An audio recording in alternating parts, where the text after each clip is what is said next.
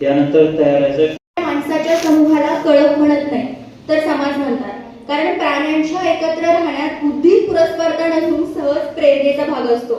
मनुष्य मात्र बुद्धिमान प्राणी असल्याने तो प्रयत्नपूर्वक आणि विचारपूर्वक एकत्र आलेला असतो.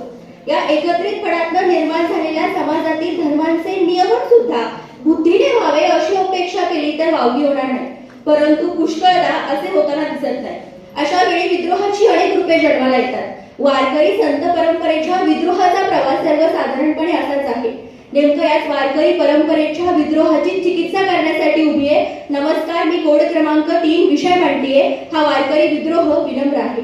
मित्रांनो, वक्तृत्व स्पर्धेचा विषय वाचला आणि विषय वाचता क्षणीच कित्येक शतकांपासून वारकरी संप्रदायाची निर्माण केलेली रूढ प्रतिमा म्हणजे सतत टाळ वाजत बसलेले, पूर्णतः ईश्वराच्या भक्तीत रमलेले भोळे भाबडे आचारशील भक्त कवी असे काहीसे पुसटसे चित्र डोळ्यासमोर उभे राहिले. विद्रोह, बंड हे शब्द आपसुकच जड वाटायला लागले आणि मग आध्यात्मिक म्हणता येतील अशा प्रकारच्या कृती श्रेष्ठ, वंदनीय, पूजनीय मानायच्या आणि अशी कृती करणाऱ्याकडे धर्मव्यवस्थेत विद्रोही म्हणून पाहायचं या निष्कर्षापर्यंत येऊन त्याच्या पलीकडे टोकावल्यानंतर आम्ही नयो तुमच्या वाटा काय लाटिकाची ताठा देव निराळा अलिप्त विटाळा तुका म्हणे असं नोंदवून जर ईश्वर सोहळ्याच्या बहिरंगात अडकून आंतरिक शुद्धतेची उपेक्षा करेल तर त्या ईश्वरापासून सुद्धा आम्ही दूर राहू असं सांगणारे संत तुकाराम एका समाज व्यवस्थेच्या मुळाशी निर्भयपणे सुरुंग लावणारे विद्रोही होते हे नाकारताच येत नाही. तुमच्या माझ्यासारख्या कित्येक स्त्रीवादी व्यक्तींना 18व्या शतकात उमगणारी समतावादी पुरुषी मानसिकता 13व्या शतकातील ज्ञानोपराय संसार, लेकरं बाळ, पती सेवा याच वर्तुळातील मुख्य स्त्रीचा कार्यप्रवाह आणि या व्यतिरिक्त काहीतरी वेगळं करू पाहणाऱ्या स्त्रीला पुरुषी वर्चस्वाने वेळोवेळी केलेलं चिन्हांकन लक्षात घेऊन स्त्रीला ज्ञान मिळायचं असणं विशेष वेगळं नाहीये, हा तिचा सहज स्वभाव धर्म आहे असं अधोरेखित करतात. तेव्हा स्त्री पुरुष समानतेसाठीच्या विद्रोहाचा प्रारंभ बिंदू नक्की कुठे हा प्रश्न विचारणं मला गरजेचं वाटायला लागतं. बामणात मंदिरावर 7 दिवस चिंतन केल्यानंतर तुकारामांनी इंद्रायणीत बुडवलेली कर्ज खाते अर्थशास्त्राच्या निकषांवर तपासून व्यवहार शून्य वाटत असली, आध्यात्मिकतेच्या संकल्पनेवर संन्यासी वाचत असली तरी 200 वर्ष अगोदर मार्क्सने साम्यवाद सांगण्यापूर्वी स्वतःच्या संपत्तीचे, सत्तेचे व अधिकाराचे विसर्जन करत डी क्लास वर्गहीन संकल्पनेवर तुकारामांनी उभी केलेली सामाजिक न्यायाची कल्पना आणि त्या कल्पनेचा पुरस्कार म्हणून प्रथमतः व्यक्तिगत आयुष्यातील अन्यायाशी केलेला विद्रोह या दृष्टीने बघितलं तर वारकरी विद्रोह विनम्र का ठरतो या प्रश्नाचं दुसरं उत्तर शोधण्याची गरज नाही असं मला वाटतं.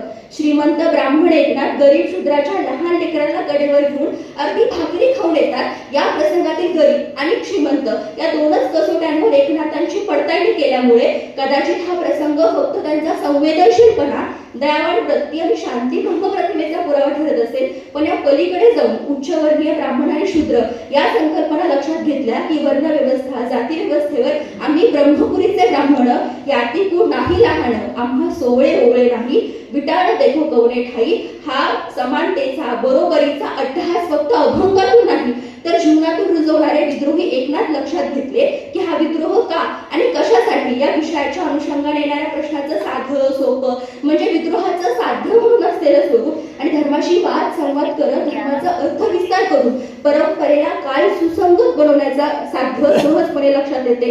आता इथे आणखी एक मुद्दा स्पष्ट करणं मला महत्वाचं वाटतं. धर्माने भेद निर्माण होतात म्हणून धर्मच नाकारणे म्हणजे विद्रोह इतकी संकुचित विद्रोहाची व्याख्या जर आमची असेल तर संत चोखोबा, गोरा कुंभार यांसाठी कित्येक माणसे जाती व्यवस्थेच्या पलीकडे जाऊन पारमार्थिक लोकशाहीचा पुरस्कार करणाऱ्या वारकरी परंपरेला आम्ही काय म्हणावं.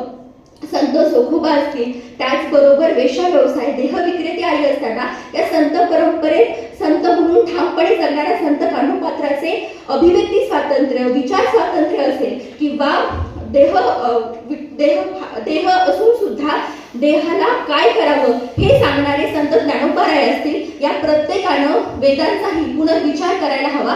भक्ती सुद्धा डोळसपणे केली जावी अशी चिकित्सक भक्तीची प्रतिमा जनमानसात वावरणाऱ्या आणि जनमानसात उभी करणाऱ्या वारकरी परंपरेला प्रतिगामी म्हणून आपल्याला आधुनिक मूल्य समजूनच घेता येणार नाहीयेत. याचबरोबर याच परंपरेला जाणून साने गुरुजी पंढरपूरच्या मंदिरात दलितांना प्रवेश मिळावा म्हणून आमरण उपोषण करतात. अगदी अलीकडे नाशिकमधील मंडळींना जेव्हा साधुग्रामच्या नावाखाली तपोवनातील हिरवाईचं बलिदान मागितलं जातं तेव्हा इथला वारकरी मराठी माणूस इथल्या व्यवस्थेशी बंड करतो. तेव्हा आजही हा वारकरी विद्रोह विनम्र आहे असं मी ठामपणे म्हणते. हा वारकरी विद्रोह जपू इतकाच आशावाद मनपूर्वक आहे.